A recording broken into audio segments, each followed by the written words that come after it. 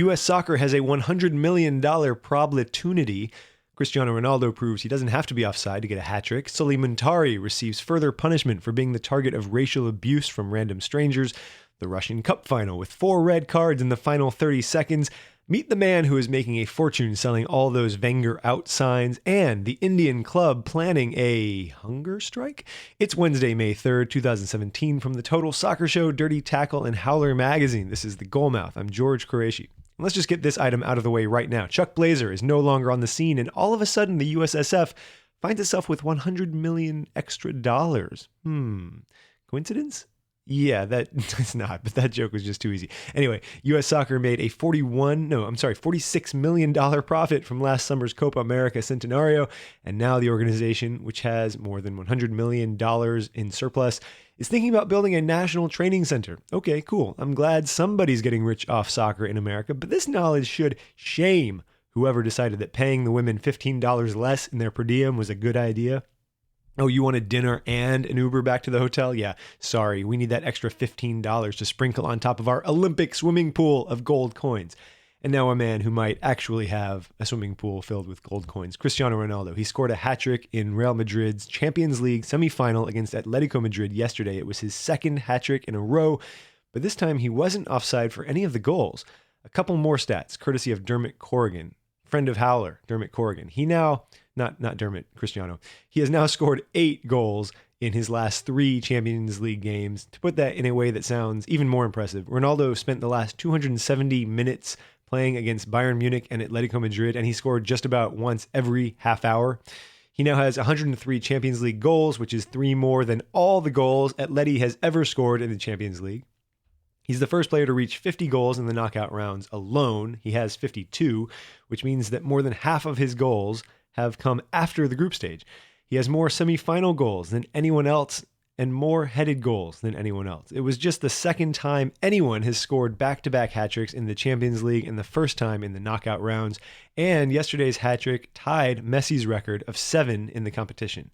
Ronaldo is the first player in the history of the European Cup, not just the Champions League era, to score 10 or more goals in 6 consecutive seasons, though, of course, that sort of consistency would have been pretty much impossible back when only league champions could participate. Whew, that's a lot of accomplishments, which leaves me wondering, why does this guy still seem so profoundly insecure? On Monday, Brooks told you that Pescada's Sulley Muntari was sent off for telling the ref that some racist Cagliari fans were shouting racist things at him, which seemed unfair. But it was nothing compared to the Italian FA's decision not only to uphold Muntari's 1-game suspension, but also not to punish Cagliari or its fans because there were, quote, only 10 of them. Mamma mia. Lokomotiv Moscow was leading FC Ural by a score of 2-0 with 30 seconds left of added time in the Russian Cup final when a giant brawl broke out on the field, leading to the expulsion of 4 players. 2 from each team. It's really amazing to see video, obviously, in the email.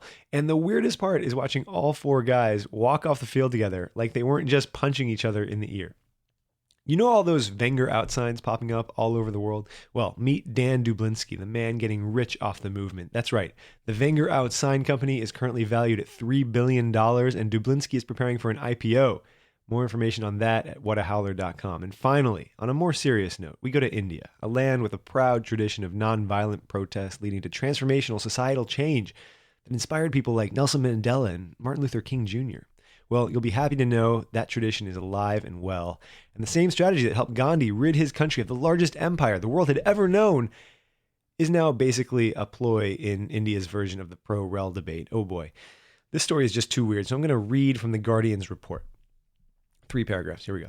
The reigning Indian League champions, Aizawl FC, have threatened to go on hunger strike if they are denied an opportunity to defend their I-League title next season, with a club statement even threatening to, quote, fast unto death if they are not reinstated. Last year, the All India Football Federation opted to introduce a new 3-tier system for the 2017-2018 season, with Aizawl not part of the initial plans for the top division, which will be known as the Indian Super League.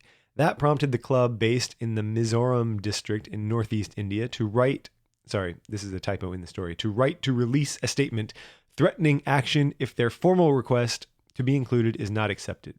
Quote, if no positive response is received from AIFF, the club will approach Central Sports Minister, Prime Minister of India, and also President of AFC, said the statement.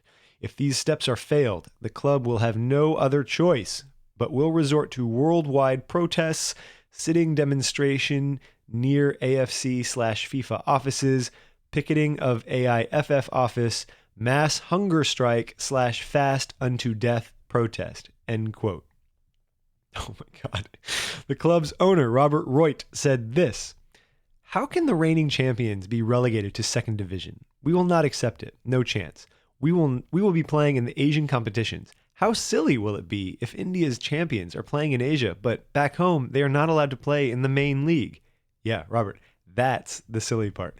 My name is George Qureshi. Taylor Rockwell will be with you tomorrow morning. Don't forget to sign up for our newsletter, where you can click out to all the stories I've mentioned on this podcast. The link to sign up is in the show notes. And I leave you with today's Goalmouth top tip.